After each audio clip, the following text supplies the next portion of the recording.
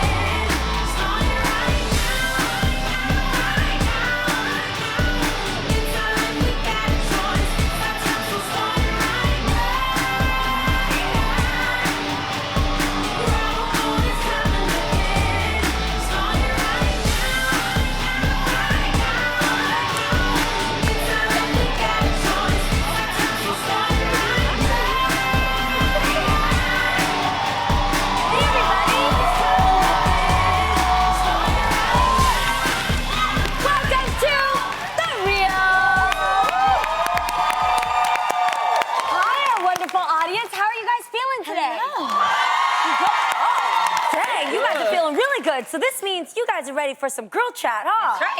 All right. Okay, first up, did you know that hating something could actually help you find true love? What do you mean? Okay, well, Hater is a new dating app that hooks up people who dislike the same things. That's right. There are several topics to hate on, like gluten-free, Hey. butt selfies, and camping. I like those. You like butt selfies? Okay. Well, after swiping through a couple of topics, it will match you up with people who share the same view as you. Yeah, now do you think that meeting someone you share mutual dislikes with will help make you make a love connection? No. No? Why? Really? I like them. I believe that opposites attract. I really believe that. I like a man to tell me I'm wrong, but I think I'm right. That's true, yeah. And then we get mad and we start arguing. Yes. And then we make up. Yeah. Okay. It keeps it interesting. Exactly. That is you true. know. I do think there's an interesting, an interesting fun bond that can happen when there are immature things that you may not like together. Like, I don't take kindly to big dogs or dogs in general. Okay. You don't and like when I dogs? shared this with Aid, you Nah, I'm good. You don't like dogs? No. So I for- had a dog bite me when I was little, and I had a dog that lived in my house that I was scared of for my entire childhood. Okay. If I went to the bathroom, I literally would tell my mom, I'm going to the bathroom, hold him in the room. And they would hold the dog, and then I'd run like a really scared person. Yes, see, and That wasn't fun. I just don't understand why they always gotta hump your leg. Oh. I don't get that. So when I say that, a lot of people who are dog lovers, they'll Yeah. immediately think that I hate them. It's not that I hate them, it's just that I don't get it. So I felt like I bonded with you when you also shared Boom. that. So that was something I connected with. So I think that this would be an amazing, But do you really need an app for that? I mean, you could just talk to a person. I don't like dogs. You like dogs? No, we don't. but imagine, When you fill out stuff for other dating Yes. websites, they make you fill out all the things you do like. What are your interests? What are your hobbies? What are you into? What kind of food do you like? What don't? No? yeah, they do. So then what would be on your list? What would you have to put down if it was things you Something I hated? hate. What you hate, Tam? Yeah. I just don't like rude drivers. Okay, that's a good one. I don't like people who have bad breath all the time. Bad BO. Who don't like a person that's, I mean, see, Some people don't mind. Yeah, some people don't. Some people don't mind. Wait. They Hold think up, what it's do you all mean? natural. Yeah.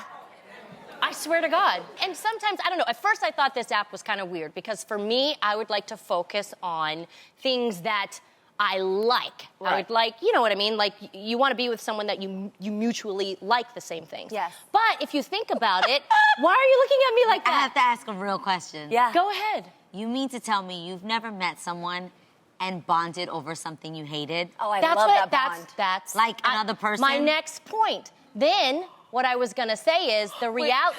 That's a good one. I'm sorry. I actually became really good friends with a girl because we both had issues with a particular woman that had both caused issues in our relationship. And both of us bonded over that. We've been friends for like 5 years. we've been friends for 5 years. She's mad cool, and Yes. we bonded because we both Yes. hated this one person. Yes. You guys, oh my God, that sounds mean. Do I think Tell it it. was nice and Yeah. kind and mature? Yeah. Absolutely not. It was very petty. But you liked it. But we bonded, and we are still friends 5 years later till this You day. know what I'm saying? You guys That's get it. real. You get it, right? I think it's fun. He didn't like a common person. She said to me, you know, now he's dating this person, and she was a real issue. And I said, you know that girl too? Oh my God! I saw this in a phone. Blah Yes. blah blah blah blah. And then we bonded. Ever So- been in a party and gotten to know somebody, like even, like, started a conversation with a guy because you hated something at the party? Like, either have you ever been at a party and the music is terrible? Yeah. Yes. And the person starts up a conversation. Yeah. And you're like, Yeah. is it me They're or like, is this the music DJ terrible? sucks. Yeah. And then you sit there and you're like, yeah, I hate this song. Yeah. Hate it. Like, Yeah. then you bond. Then I'm like, let's go somewhere else so we can have sex. That's what I say. Yeah, you see? I do that. Yeah. You're right. Bonding over things you Bonding. hate. I'm Well, into it. speaking It can of things happen. we dislike, do you guys ever feel the pressure to look good all the time? Like, all the time? Just kidding. Now, if you don't follow the rules, like, you know, not wearing makeup or wearing clothes that are considered comfortable instead of stylish, and maybe if you gained a little weight, then you are placed in the letting yourself go category. Have you heard of this, where somebody looks at it like, oh, man, she's really letting herself go? But according to New York Magazine, letting go doesn't sound all that bad. And that's because when you do, you are less worried about the little things like your eyebrows not being perfect all the time. Ooh. And eating chicken wings in pants that aren't constricting. That actually, for some people, sounds like a really good time. So was there ever a... Thank Yeah. you. Yes, I Right? agree. You ladies are feeling it? Yes. So was there ever a point in your life where you just felt like you had let it go? Every other week, I let myself go. It's all these terms and people. When you get in your 40s, things happen. That's you what I got heard. hormones, and then Yeah. if you done had kids, then you're going through stresses, and then even in this climate that we're in, this political climate, it's like a lot of people they have anxiety. So it's like maybe they're not looking their best, or maybe they're drinking a little more, or eating a little more, or maybe they're exercising. Some people are, Yeah. it's opposite. So I just think that the term letting yourself go is a really hard term for women. And I don't like that because Yeah, I don't I think agree. women I actually agree with should that. be put under that stress. Yes, I You know? agree. I think, and I love that you mentioned the word 40s, because I find that started happening after age 35. After age 35, I started being less worried about how people look at me and how I look at myself, especially because I work in fashion and I always got to have it together. So my time of letting myself go is 6:30 p.m. every day after this show. It all comes out. Exactly. And I love it. It Yeah. feels good. But I think as married women, do you feel more of a pressure because you have a person there at your house every day looking at you? I would be a straight up liar if I said I believe that women should not let themselves go. Let me explain. I feel that if you have it in your head, I'm not gonna let myself go, I'm not gonna let myself go, and you're conscious of it, then you'll somehow find a balance. No one can be perfect 24/7 all the time. Right. That's just not realistic. But if you make an effort and you try, you'll find some balance. You'll find yourself somewhere in the middle. So, for instance, do I wanna have makeup on every single day? Absolutely not. I'm in my house with no makeup on, coconut oil all over, and a bun at the top of my head, but I'm wearing a nightie.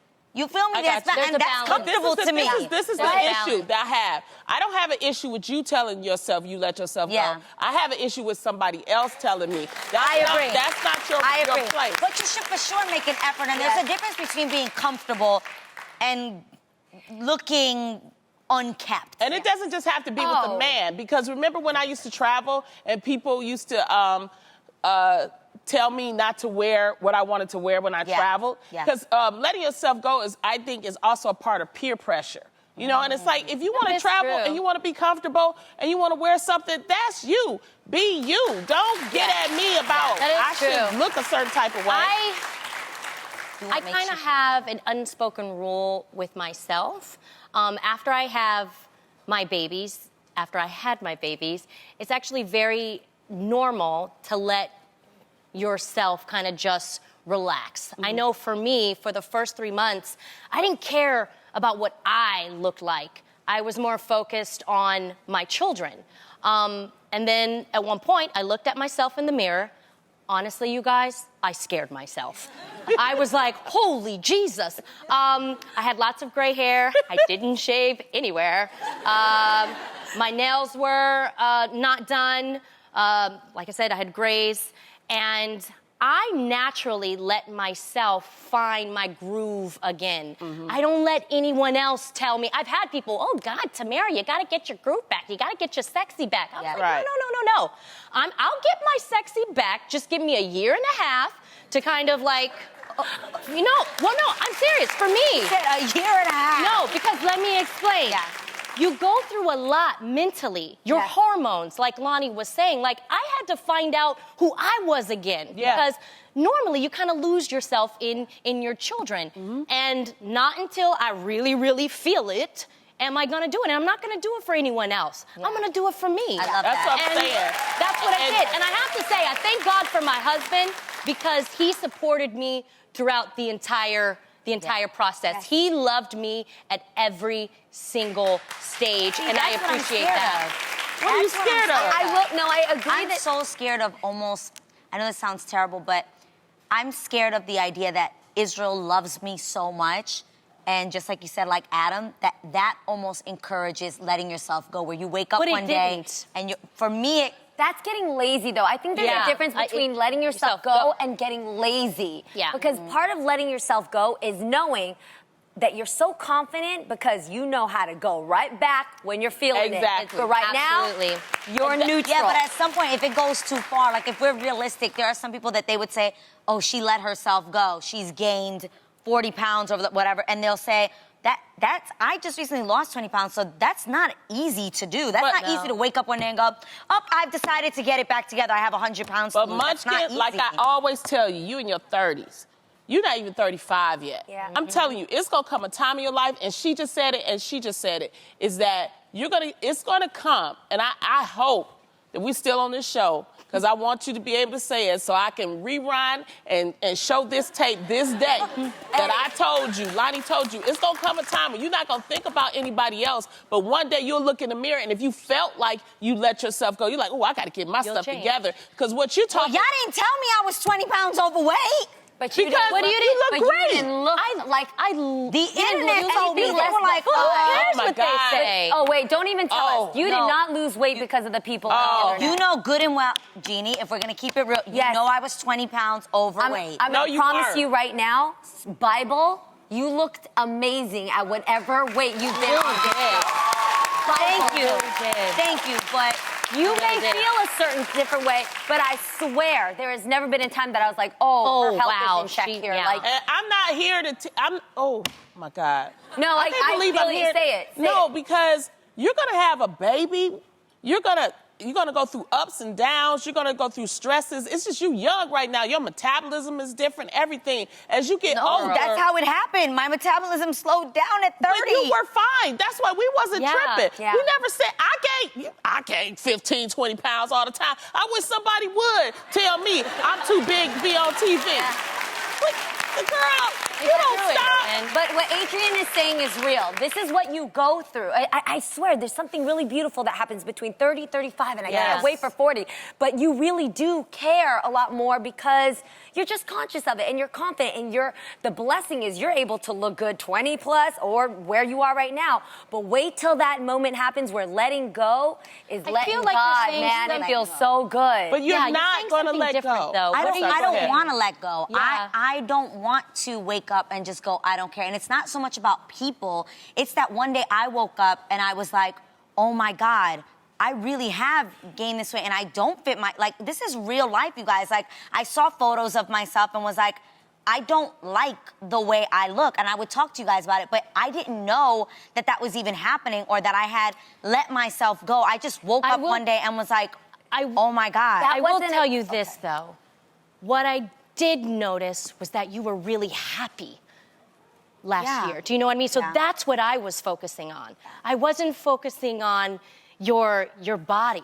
I was happy that I saw you the happiest that I've ever seen you. Yep. Yeah, that's what it was about. Yeah. Now, do you ever feel like you need a referee when it comes to you and your significant other figuring out what to eat for dinner? Oh my God. Okay, well, one couple decided to put an end to their food fights by printing out the names of 22 different restaurants and pasted them onto a CSA toy. That is so funny. That's what they did. So now with the pull of a string, the decision of what to eat is done. I like that. You know, ladies, when it comes to what's for dinner, how do you and your man choose? I mean, who chooses? I am the least picky eater on the they know. I could literally eat anything. Everything. You could put doodle on a stick and I'll be like, this is just interesting. I'll be like, fine, I just don't care.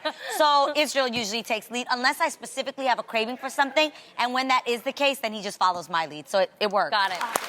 Pam, what about you? Oh my God. We don't care. I just love food. Really? Yeah, that's Yes, I'm like you. Adam's No. very particular, right? No, we love everything, and Adam has great taste, and I have great taste, so it's a win-win situation for us. Yeah, I feel like everywhere I go, I can find something I like. Yeah, So very me too. easygoing. Not that serious. Me too. Or what you could do is like let them pick one day and then you pick the next time you go out or something like Yeah, that. I think that happens I don't naturally. have that problem. The problem I have is who is going to take me out because y'all know I like to multi-date, right? You need this Yeah. guy's name. Yeah, that's what I decided to do. What did My you- engineering skills came up because I was like, I'm going to put names of guys that I date. It's a lot of them, yeah. Oh my gosh.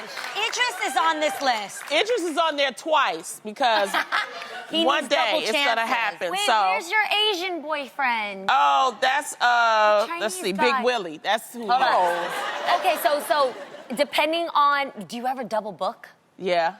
Like, Yes. I'll have lunch and then I'll have dinner. Wow. So this is why this is really handy. So I really want to thank those people that created this because you are helping my smart. dating life. Thank you so much. Most of us feel that a little alcohol can really enhance sex, but according to the Journal of Sex Research, That's- well. Jeez, ladies, I guess you had a good one last night. Yes. According to the Journal of Sex Research, when you've been drinking, you are having sex and it's much more about the physical. However, when you are having sober sex, Lonnie, it tends to be more about the mental connection. And in turn, you are making love with your Boring. partner. Ooh, I love it. I love it. Lonnie, this allows you to enjoy honest sexual moments without a hangover. Yes. Nobody said you gotta be drunk. So how do you gals feel about sober sex? I think we've all had the other kind of sex, but how do you feel about sober I had sex? sober sex when I was young and didn't have no money to go out to drink. I mean, that's Lonnie.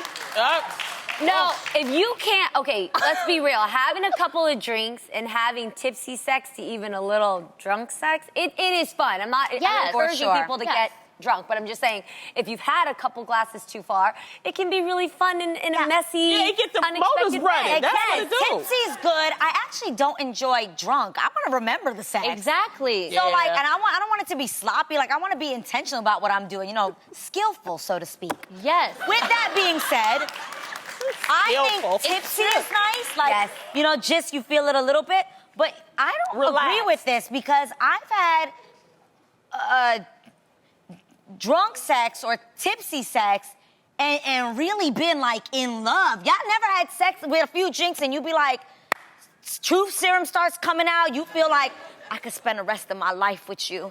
I love you. See, This is the yeah. best I've ever had. You Yeah. start just talking and But saying everybody things. know once it get to that point, it's not really real, you know? Yes, I then- remember one time I was in college town and I Yes. really did I got wasted. Yeah? Like, wasted. And I was like, yeah, it's about to be on and popping. When I tell you, I threw up all in that man's bed. I was like, This I is just the could real. not help These it. things happen. No, It this is happened. real. Yes, yes. Or, well, I know for me, Napa, you know, there's lots of wine, right? Yeah. Out and you're Yeah. drinking and you're Yes. drinking and you're drinking. Then you're looking at your partner and you're like, ooh, I can't wait to get home. And then because you've been drinking, you just fall out. That happens too. Maybe that's why y'all need to have sober sex, all right? I like both. That's true. I like both. I like both too, Adrian. Yeah. Our next guest is a beloved star on both the big and small screen. He proved he wasn't afraid of no ghosts when he took on the role of Winston in the iconic movie Ghostbusters. Now he's starring in Fox's all-new high-tech cop drama called APP. Please welcome, for the first time here, Ernie Hudson.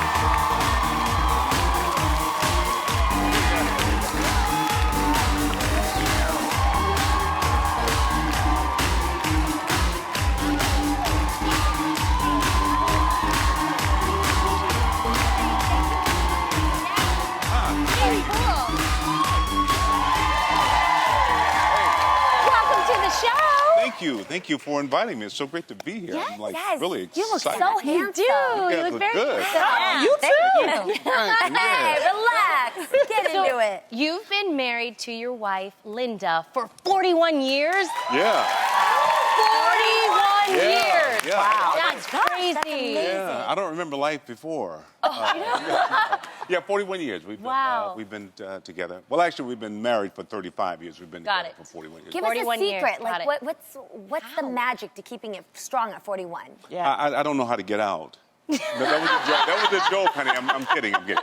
No, I think you go through different stages, and I think when I was younger, I was so focused on being the guy, and you don't want to give up very much, Yeah. because that's how you taught.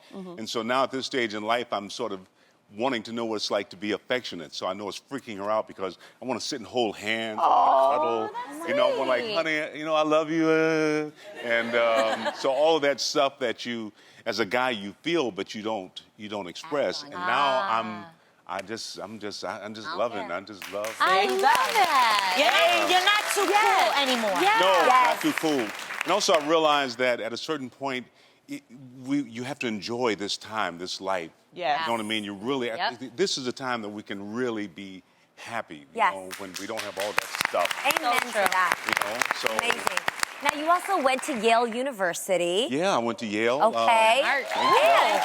With some big stars. Could you give some names that you went to class with? Yeah. It was a great time. I was at Yale in the early 70s. Meryl Streep was at Oh, Yale wow. at the You time. went to school with Meryl Yeah, Streep. Meryl Streep, Sigourney Weaver. No way. Yeah, I was Wow. there. In fact, I did a play on Broadway a few years back and had dinner with Merle, and I was amazed that she was aware of me because I've been so aware and such an admirer of hers. Yeah. But yeah, no, it was a good. That time. is so awesome. Yeah. And you were part of the iconic original movie Ghostbusters. That was Ghostbusters, Oh my goodness. And Yeah. that movie was a blockbuster. So I know once after it came out and it was such a great hit, I knew people thought that you had made it and you had money. And, Yeah. how was that for you? Yeah, my relatives really did. No, I'm kidding, relatives. I think people see you in movies and they assume that you get paid millions and millions of dollars and life has changed, but in reality, you make a living. And when the movie came out, it was a huge hit, but I was living in an apartment. I was a single dad at the time. And people would show up at my door. No. Because I didn't have the money to get into a gated area. Yeah. And so it's, actors are basically working, Yes. people. And it was good. And God is good. I've been blessed to work, but Ghostbusters was sort of a game changer without the financial benefits. Oh, Got it. I used to say I came to Hollywood to be rich and famous. I never realized you could be poor and popular. Wow. That's actually that's way real. more real. That's true. Yeah. And that's what it mainly is than the other. Is it true that your part was originally a bigger part? Yeah, it was a great role, and I got the script, and I knew that if I got this role, it would change my life. But just before we started shooting, they, for whatever reason, cut the part, and there was a lot of growing to do in Ghostbusters because every time I think I was sort of balanced, they would throw something in. I wasn't on the poster, and on and on and on. But the good news about that is I learned if I was going to survive and sustain and be happy, that I had to sort of step outside of the circumstances and just love and just trust the universe would provide. That's right. With the internet and social media so readily accessible, it's hard for the 2017 mom to keep up. But if you're in a bind and need help understanding your kids and some of their lingo, don't you worry. You've come to the right place. We've got the Mom 411.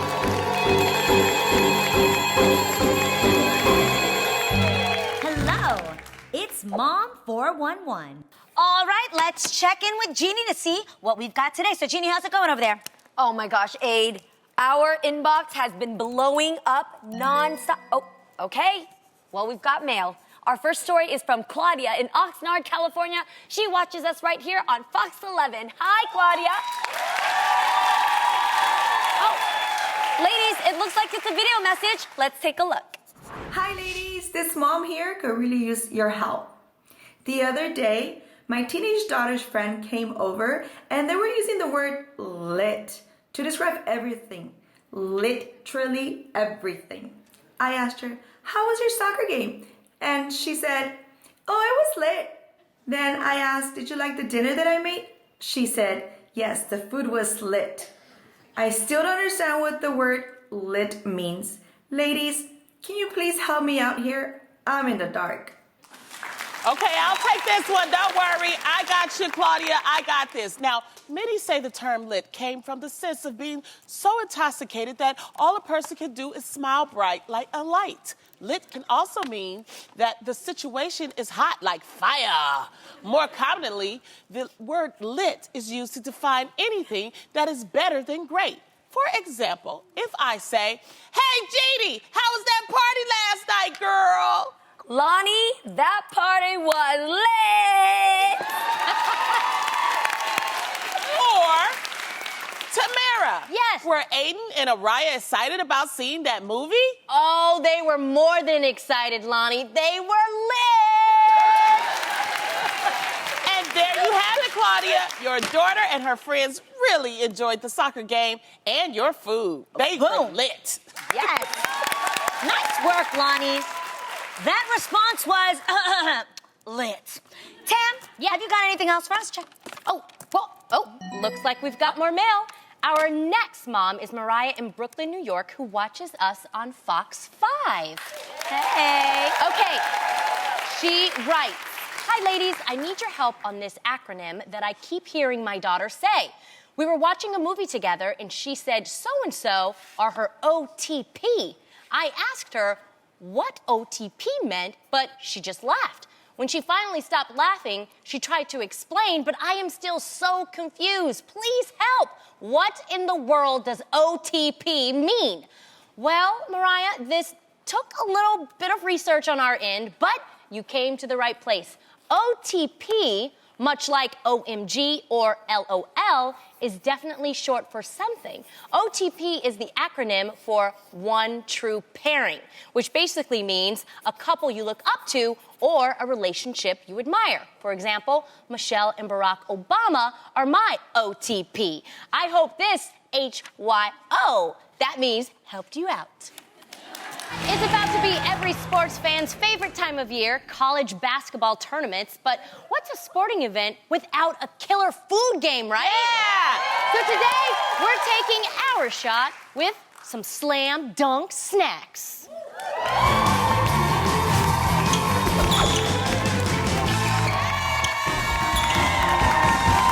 We're back with the highest rated sports mixed with cooking program on TV, Snack Center! We've already seen some amazing plays today, so let's get right back into it. Can we put up the snack cam?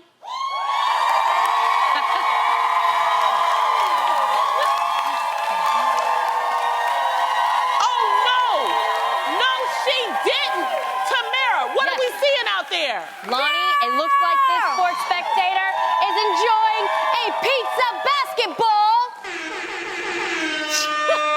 Wow, her form is excellent. How do you make them? Lonnie, it is so easy. Okay, first, take 1 can of store-bought biscuit dough and cut the biscuits in half. Then you're gonna flatten out each half so that they form flat, round circles, like I've already done here. Then you're gonna add a small amount of marinara sauce onto the dough, followed by 1 pepperoni and 1 cube of mozzarella on each biscuit. Let them know. Yes. Then you're gonna add additional pizza toppings too, like peppers and onions, really whatever you want. Next, you're gonna bring the edges of the dough together like so. So they form a ball like this. Making sure there are no gaps for the filling to leak out. Take your time, baby. Don't copy anything that I have done, okay? Then you're gonna lay. It's not supposed to look like this, people. Then you're gonna lay the pizza balls on a baking sheet lined with greased parchment paper like so, okay? You're gonna finish up by spreading a butter mixture on top of the balls. I've combined 3 tablespoons of melted butter, 2 minced garlic cloves, salt and pepper to taste, and 1 tablespoon of Italian seasoning here in this bowl. Ooh. Then you're just gonna, Lonnie, you're gonna brush this on top of your balls. Spread it on there. Then follow up, okay? I gotta put a little bit more on the balls. Yes, There you go. yes. Then you're gonna spread, well, no. You're gonna sprinkle some shredded Parmesan cheese on top of the balls. You're gonna pop that in the oven at 375 degrees for 15 to 20 minutes. Serve them with some marinara sauce on the side. And then you've got balls! Nice. Smells good, right? It smells really good. That's really good. Good job. We've got time for one more play, and this one might be the play of the game. Show me the snack, Kim. Oh, I can't believe it. I can't believe it. Lonnie, tell me this isn't what I think it is. Now, Tamara, Yes. they told us we would not see this one today, but here it is, right before our eyes. It's a basketball layer dip. That's what it is. Oh! I gotta see this, Lonnie. Well, baby, it's all in the risk, okay? Okay.